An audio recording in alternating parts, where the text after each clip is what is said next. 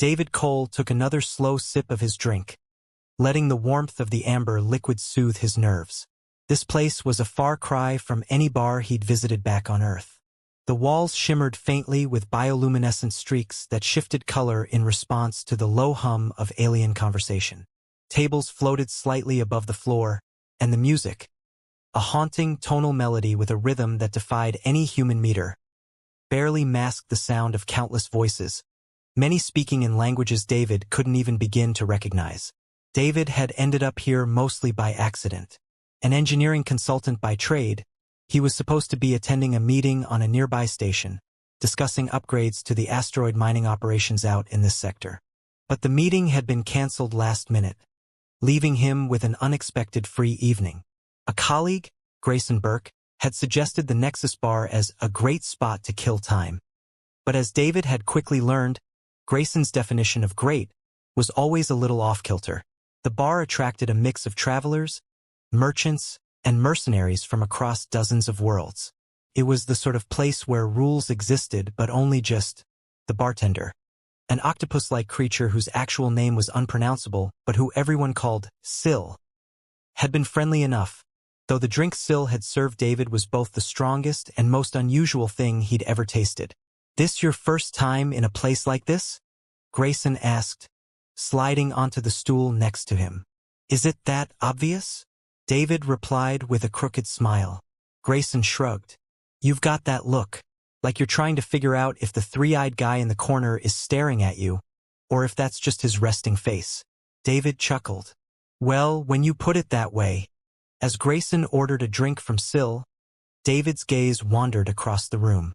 There was a 7-foot reptilian creature playing some kind of card game with a wiry, bird-like alien.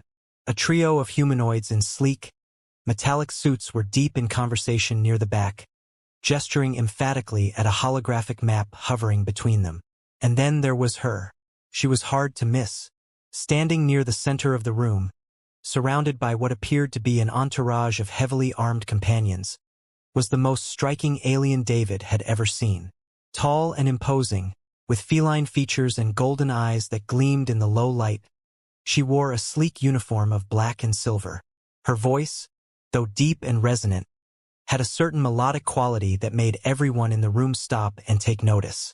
She was clearly someone of importance, someone who commanded respect or fear. "Who's that?" David asked quietly, nodding toward the alien. Grayson followed his gaze and winced. "That, my friend, is Katana Vel. Warlord, diplomat, occasional troublemaker. She's a big deal around here. If she's at this bar, it means one of two things. She's in a rare good mood, or she's looking for someone to test." "Test?" David echoed. "What kind of test?" Grayson gave him a wry smile. "You'll see soon enough." As if on cue, Katana's gaze swept across the room, landing squarely on David. Her golden eyes narrowed slightly, and then she began to approach. "Great," Grayson muttered under his breath. "She's noticed you." "What did I do?" David whispered, trying to appear nonchalant. "Probably just existing," Grayson replied. "She likes to single out newcomers.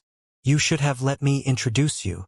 Before David could respond, Katana was standing in front of them. Up close, she was even more intimidating.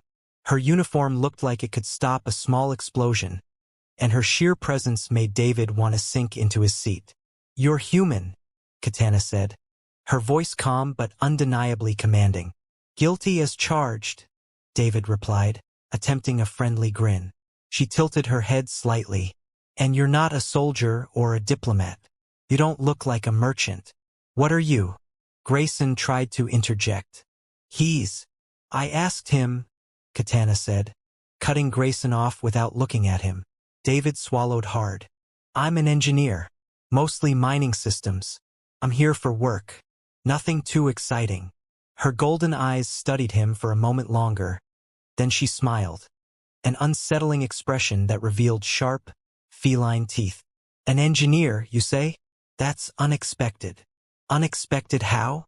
David asked, his nerves starting to fade into curiosity. Katana leaned in slightly. "I expected someone less interesting." "Tell me, engineer, Do you have any stories worth hearing? Or are you just another worker bee? David glanced at Grayson, who shrugged helplessly. Then he looked back at Katana and decided, why not? I have a few. Ever heard of the time a mining drone accidentally tunneled through a buried alien relic? Took us weeks to figure out why the local gravity kept flickering on and off. Katana's smile widened. Go on. And just like that, David found himself telling a story. One of many that would, over the coming hours, draw her closer, her curiosity sharpening with every word. Chapter 2. The Wager. The room buzzed faintly with ambient noise. Muted conversations in half a dozen languages. The occasional clink of glasses. The soft hum of alien machinery that David couldn't place. For a moment, he thought he might have misheard Katana's proposal. But her steady, unflinching gaze confirmed she was entirely serious. A wager? David asked, leaning back slightly in his floating chair. What kind of wager are we talking about here? Katana folded her arms, her golden eyes glinting in the low light. A simple one. If you win, I'll grant you a glimpse of my world. Knowledge that no human has ever received. If I win, she paused, letting the weight of her words linger before delivering the punchline. You'll join me on a journey. No questions asked. Join you? David repeated, the skepticism clear in his voice. I'm not exactly looking for a job right now. Katana's lips curved into a faint smile, her sharp teeth just barely visible. It's not employment. It's an adventure. Think of it as an opportunity to see things you've never imagined. Grayson, who had been quietly nursing his drink, sat up straighter. Sounds risky, Dave. You sure you want to get involved in something like this? David turned to his friend, then back to Katana. The thought of traveling alongside her, getting to see her world and whatever secrets it held, was tempting. But he wasn't sure he liked the idea of staking his freedom on a gamble. And what exactly would I have to do to win? Something you're clearly good at. Conversation, Katana said smoothly. A duel of words, if you will. We'll take turns asking questions, posing riddles, or challenging each other's knowledge. Whoever falters first, whoever fails to answer, hesitates too long, or can't keep up, loses. It's as simple as that. Grayson raised an eyebrow. You're really just gonna talk your way through this?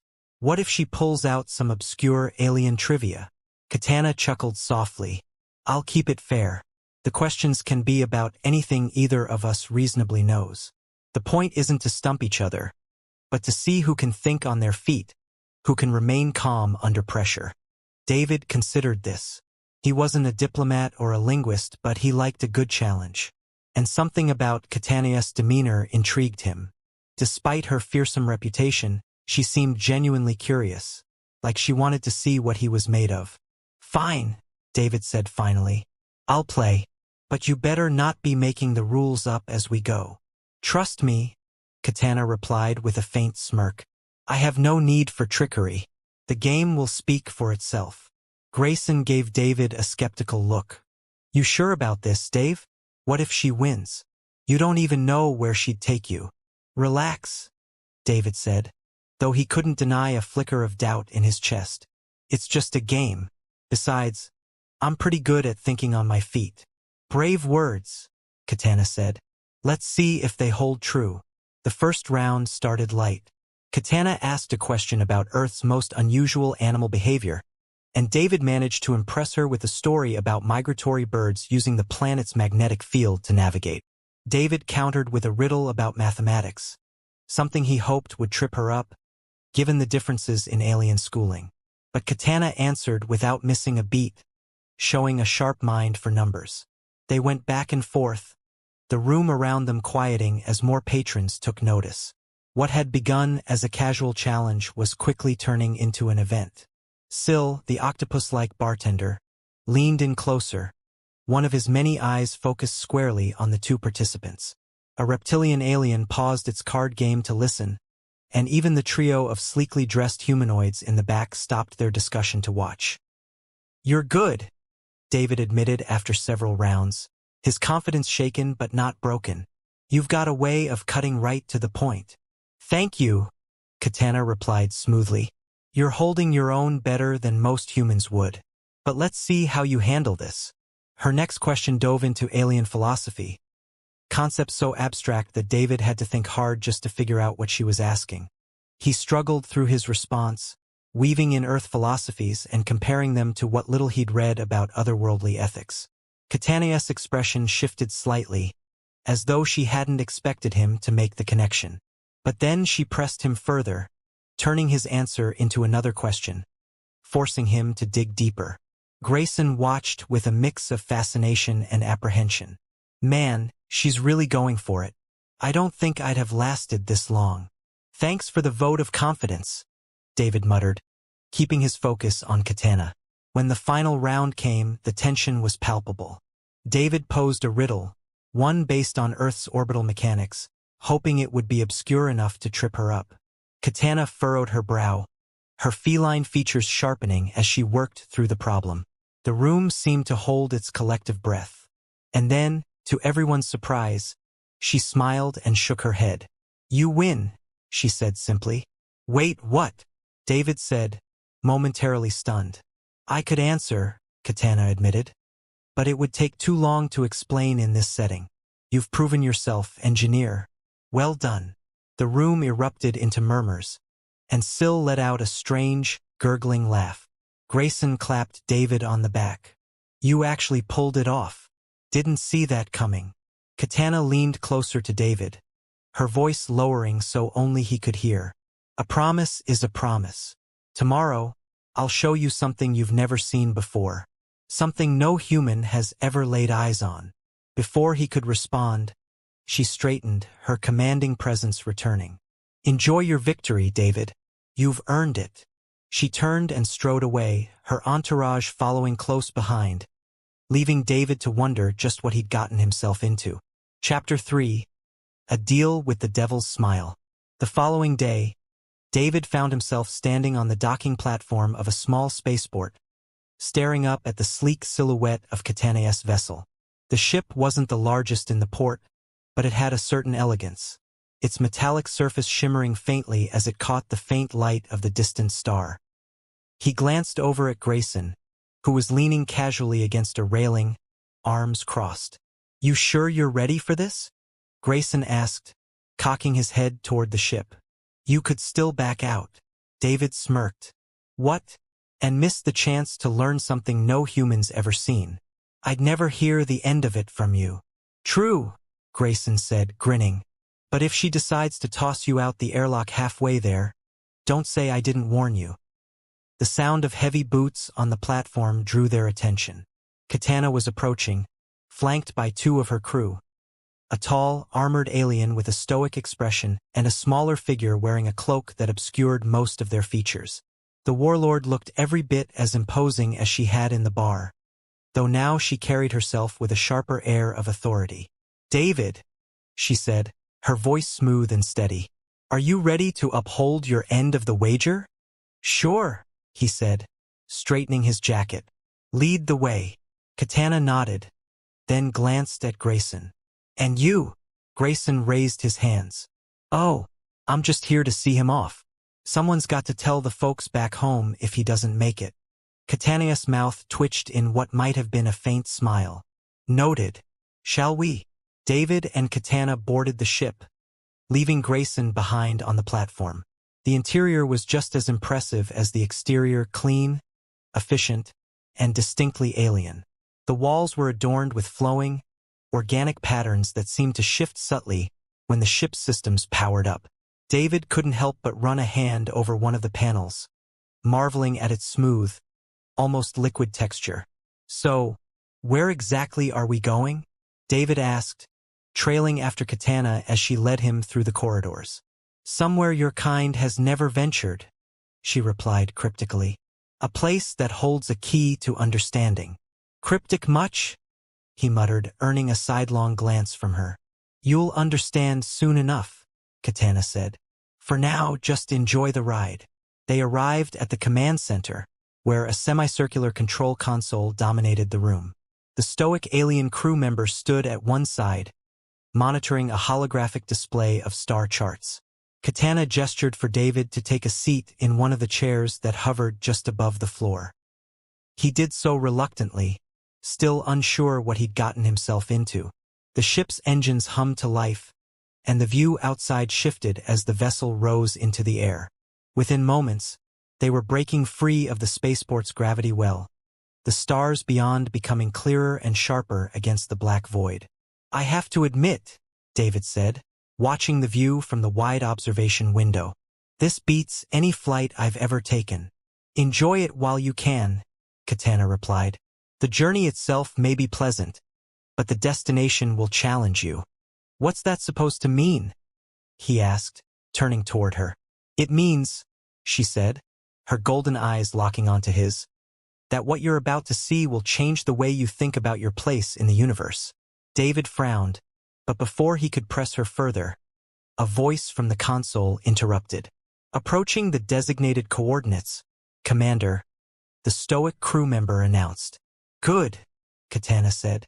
"Hold this course, and prepare to disengage the cloaking field once we enter orbit." "Cloaking field?"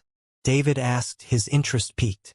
"Part of the conditions of visiting this world," Katana explained. "We must remain unseen by any who do not have clearance. This is why no human has ever come here.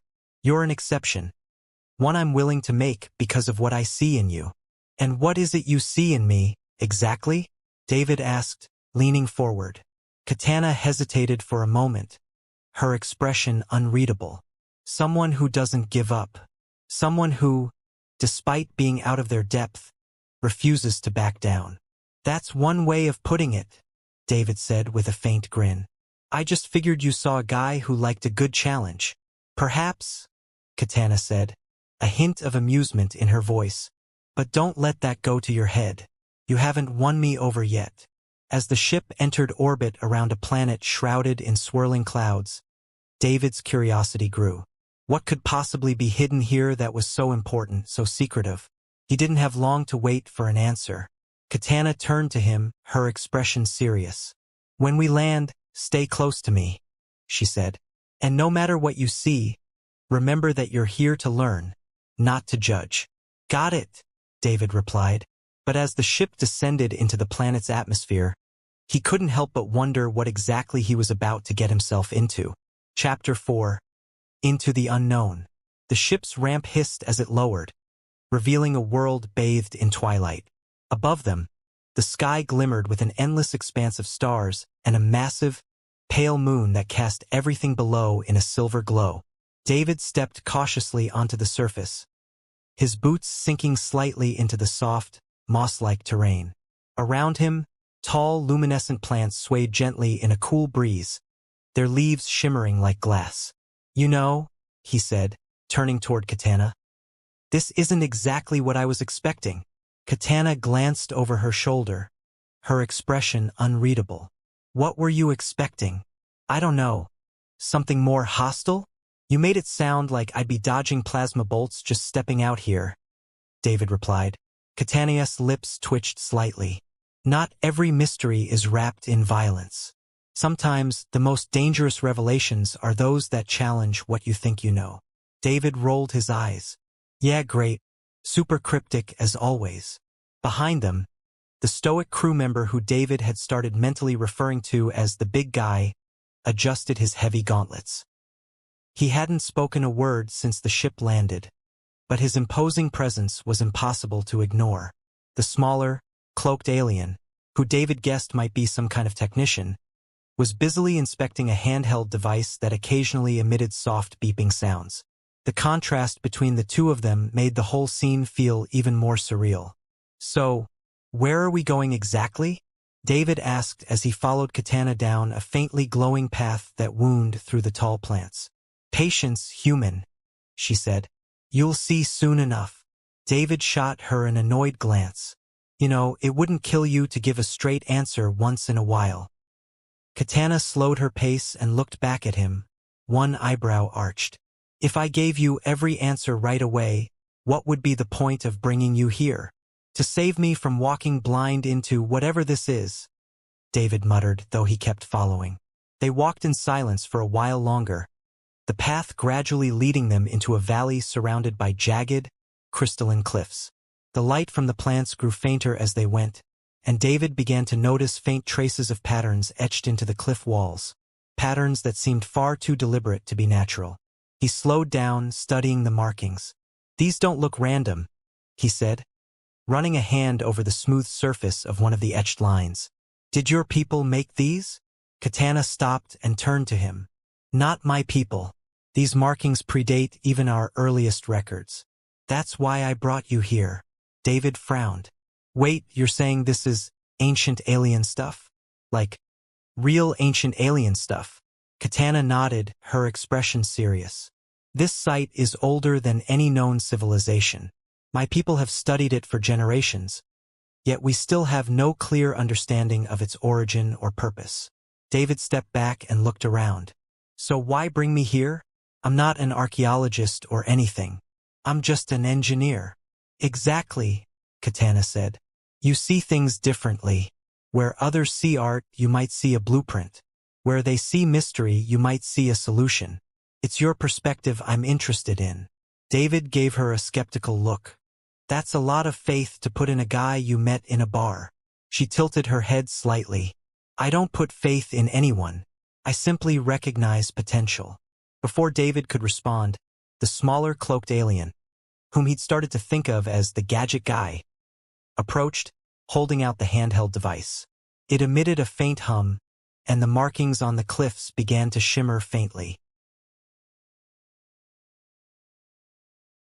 I'd himself. "Let me guess.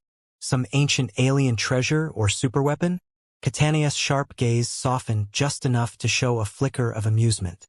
"Nothing so crude. You'll understand soon enough."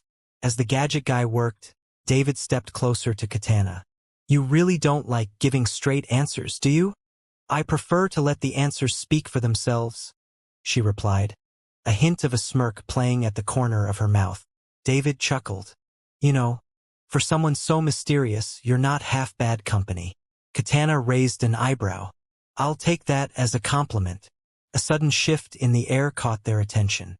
The glowing markings on the cliff face brightened, and a low rumble echoed through the valley. David took a step back instinctively, but Katana held her ground, her expression calm.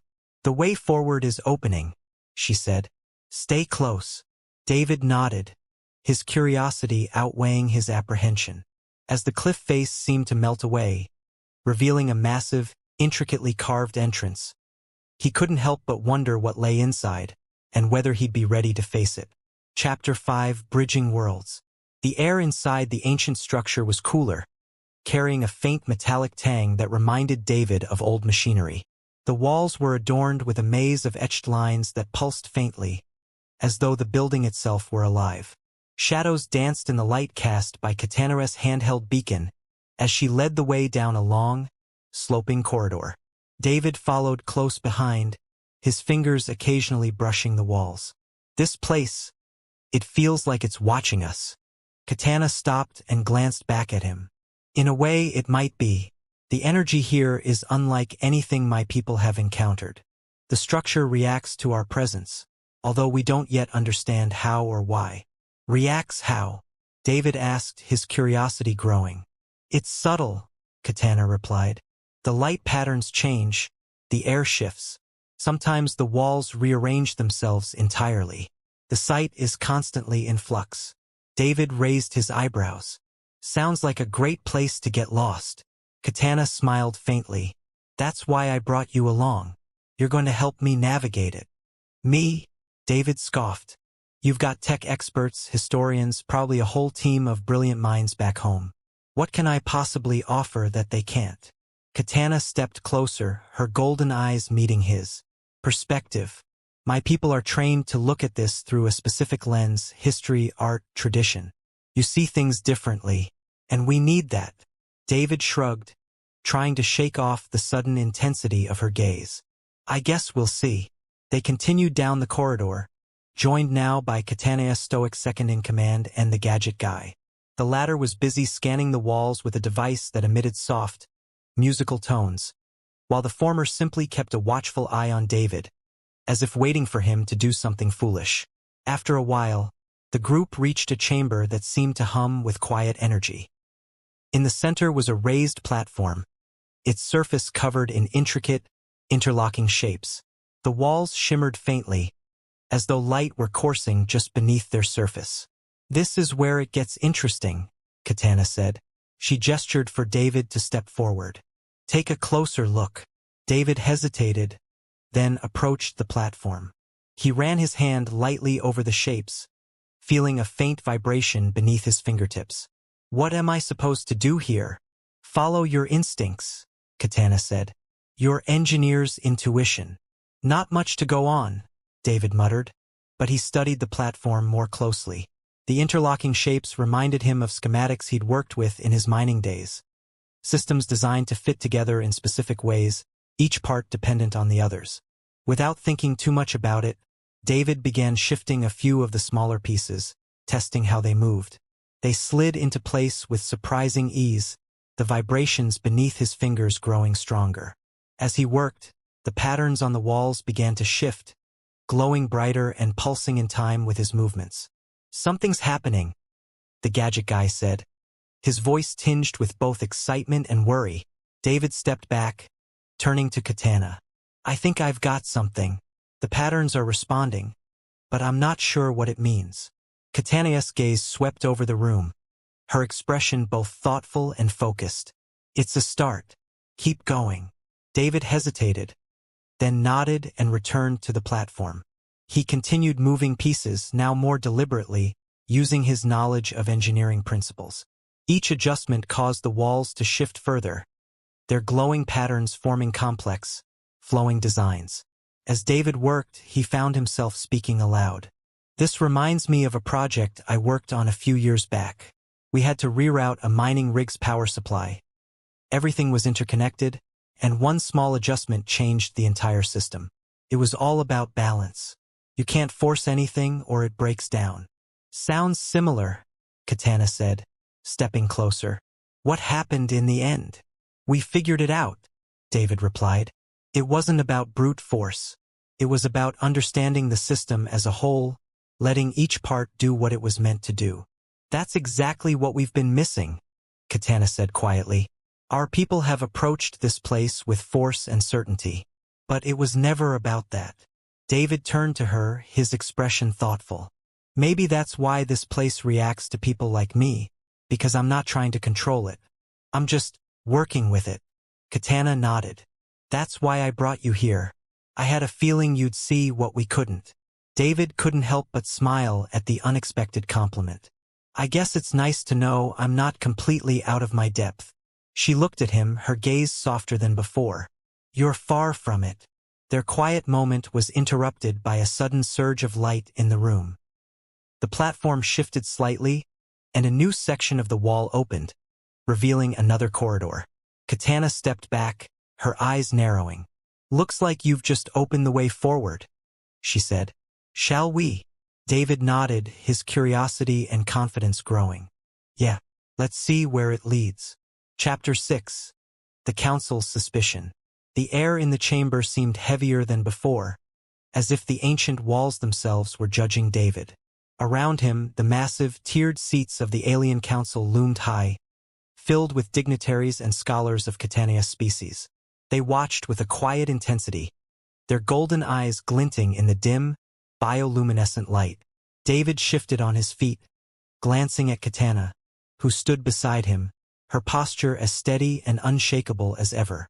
The council members murmured among themselves in a language he didn't fully understand. Though he couldn't make out the words, he had a distinct sense that he was the topic of discussion, and not in a good way. Katana raised a hand, and the chamber quieted. She turned to the seated council, her voice calm but firm. "This human is here at my invitation.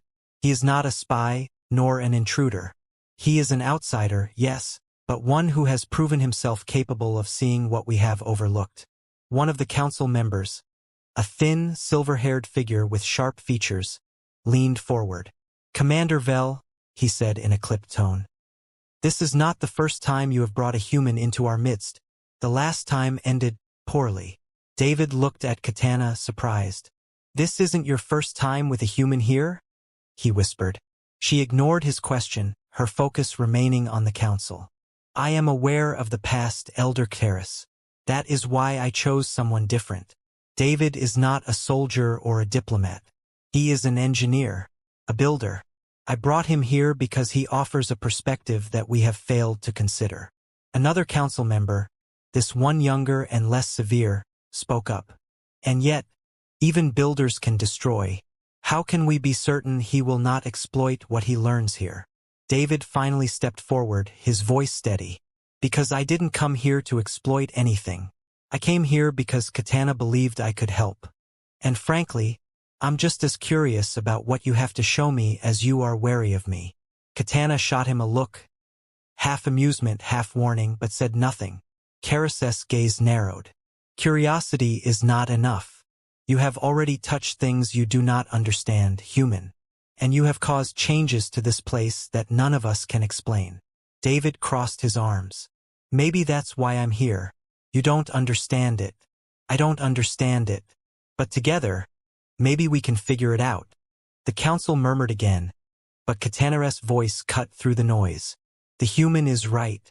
We are not here to guard secrets for the sake of secrecy. We are here to learn, to uncover the truth behind this ancient place.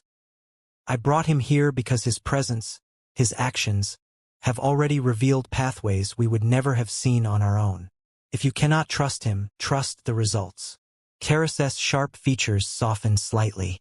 "If he fails, Commander, it will be on your head." "Understood," Katana said. She turned to David. "You're not off the hook.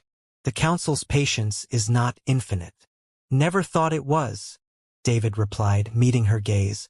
As the council dismissed them, David and Katana stepped out into the long corridor leading back to the ancient structure's main chamber. For a moment, the tension seemed to lift, and David let out a breath he hadn't realized he was holding. "You didn't tell me about the last time you brought a human here," he said, glancing at her. Katana's golden eyes flicked toward him, her expression unreadable. "It wasn't relevant." "Not relevant? They were ready to kick me out of here before I even said a word. I'd say that's pretty relevant." She stopped and turned to him, her voice low. "The last human was nothing like you. He was brash, arrogant, and reckless. He believed himself above my people's laws and customs. It ended badly." David hesitated. "What happened?" Katana's jaw tightened, but she shook her head. "It doesn't matter now. What matters is that I believe you're different." "Different how?" Katana stared at him for a long moment, then turned and continued walking. "You'll figure it out." David followed, his mind racing with questions. They returned to the main chamber, where the glowing platform still pulsed faintly. The others, Katana's stoic second-in-command and the gadget guy, were already there, inspecting the patterns on the walls. "So, we're not getting kicked out?" David asked, trying to lighten the mood. "For now, no," Katana replied. "But you'll need to keep proving yourself." David crossed his arms. "And what exactly am I proving, Katana?"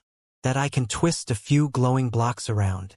She turned to him, her expression softening just slightly. "You're proving that you can look past fear and suspicion, that you can see the value in something no one else understands. That's a lot to put on a guy who's just trying not to get booted out an airlock," he said with a wry grin. Katana's lips curved into a faint smile. "Then consider this your chance to show them you belong here."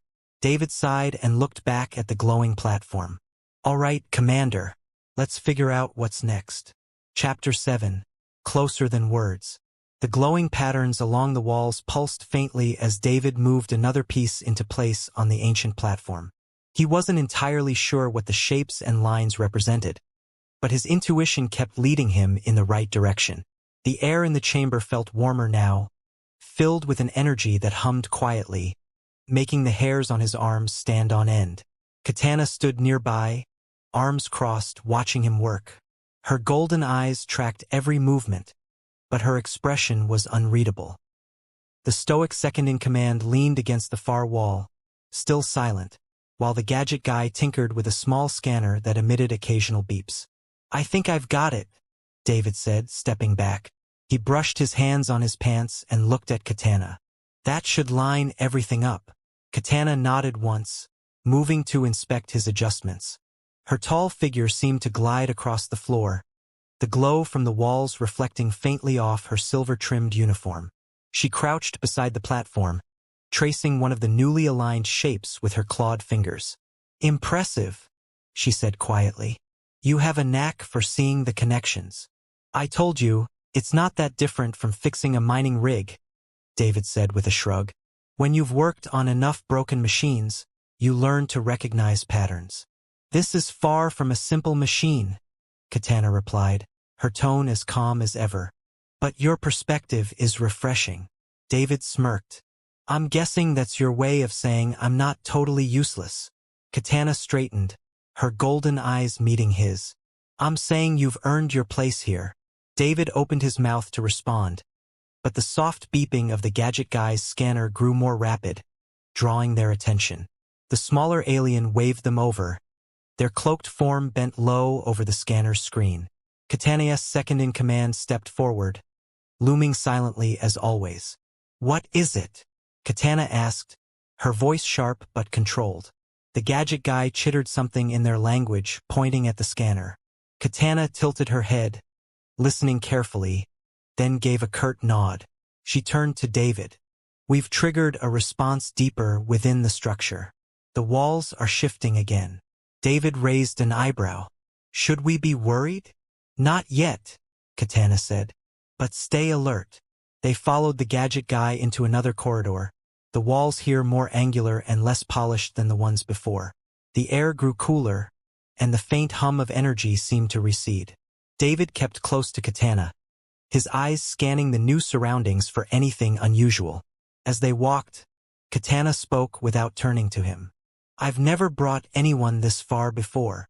David glanced at her, surprised. "Not even your own people?" "Not this deeply," she said.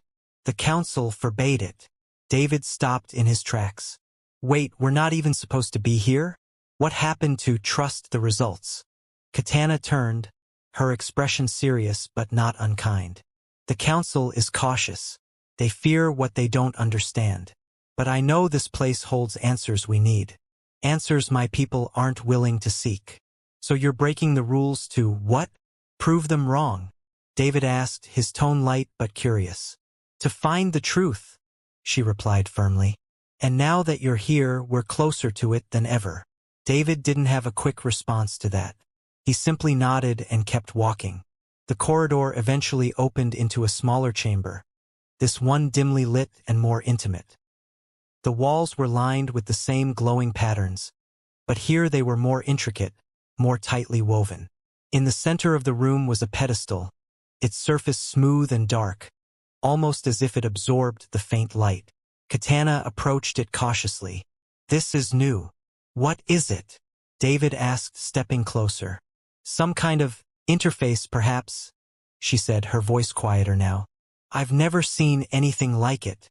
David studied the pedestal, his curiosity piqued. "Mind if I take a look?" Katana hesitated, then nodded. "Be careful." David placed his hands on the pedestal.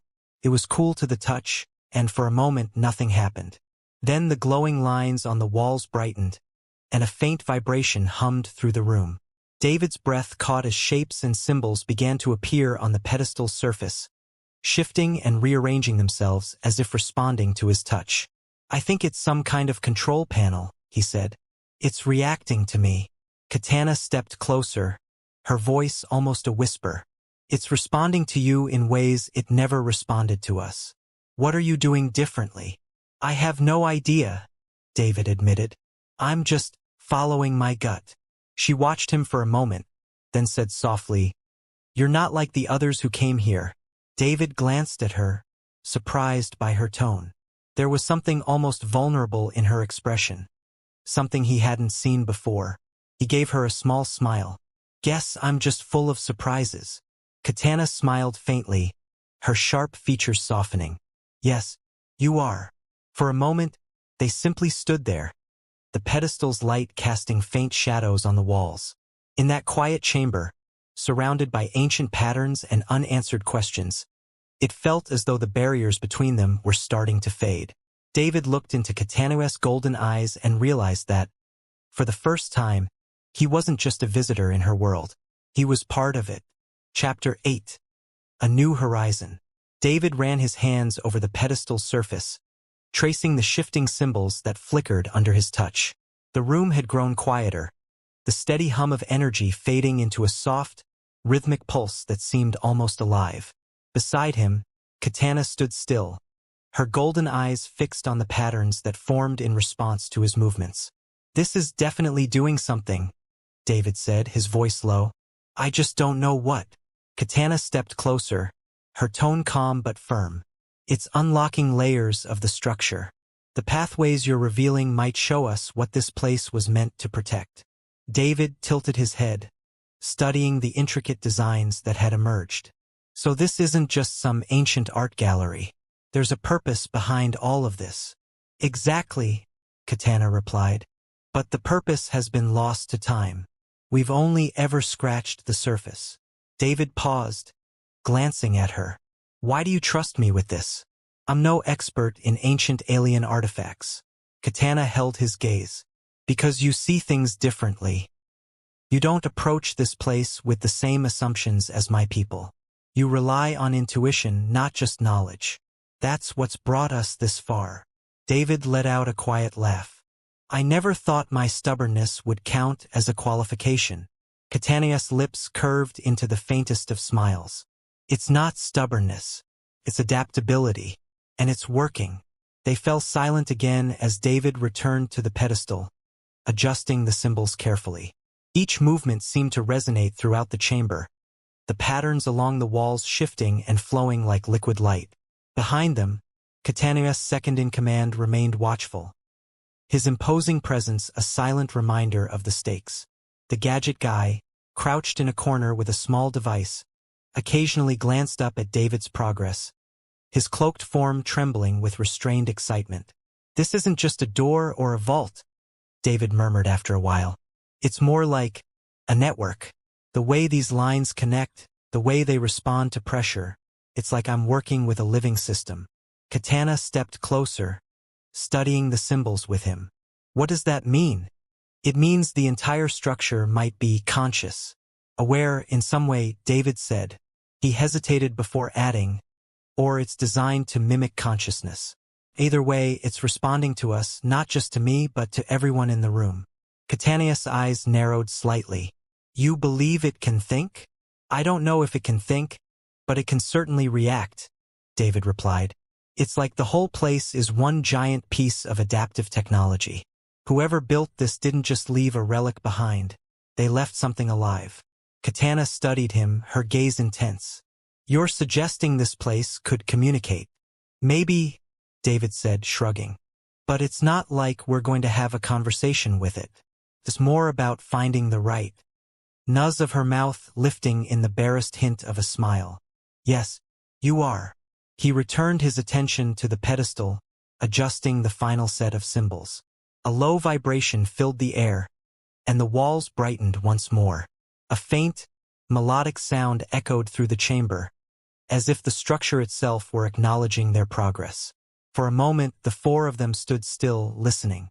"That's new," Katana's second-in-command said. Speaking for the first time, Katana turned to him, her tone steady. "What do you make of it, Vren?" "It's not a warning," Vren replied. "It's an invitation." David looked back at Katana. "An invitation to what?" "To go further," she said simply. She placed a hand on David's shoulder, her touch light but firm. "We've come this far. Now we see it through. Are we even ready for that?" David asked, glancing at the others. "What if we trigger something we can't control?" Katana's expression was calm, her golden eyes steady. "If we turn back now, we'll never know what's waiting. We'll be left with more questions and no answers. Sometimes the only way forward is through." David hesitated, then nodded. "All right, let's do it." The group moved toward the newly revealed passageway, the glowing lines along the walls guiding them deeper into the structure. The air grew cooler, and the hum of energy intensified. David's steps were careful, his heart pounding with a mix of anticipation and unease. Beside him, Katana walked with quiet confidence, her presence steadying his nerves. As they entered a final chamber, the walls lit up in a brilliant display of color and motion. Symbols swirled and danced around them, forming patterns that seemed almost three-dimensional. In the center of the room stood a massive, intricate structure, a towering construct of light and shadow, its form shifting with every step they took. Katana let out a quiet breath. This is it. David stared up at the towering construct, awe creeping into his voice. This is what you've been looking for? Katana nodded, her voice barely above a whisper. Yes, this is what we came to find. For a moment, no one spoke. The chamber seemed to pulse with its own life, the patterns and lights weaving a mesmerizing tapestry. David stepped closer, drawn by the sheer complexity of it all. I don't know what it is, he said softly, but I know we're standing in front of something incredible. Katana's gaze met his, her golden eyes reflecting the glowing patterns around them. And we wouldn't be here without you. He gave her a crooked smile. Guess you made the right call bringing me along. Huh? Her expression softened, and she placed a hand on his arm. You've proven more than I ever expected. As they stood together, the ancient structure surrounding them, David realized that their journey was only just beginning. This discovery, whatever it was, wasn't just about unlocking the past. It was about stepping into a new future.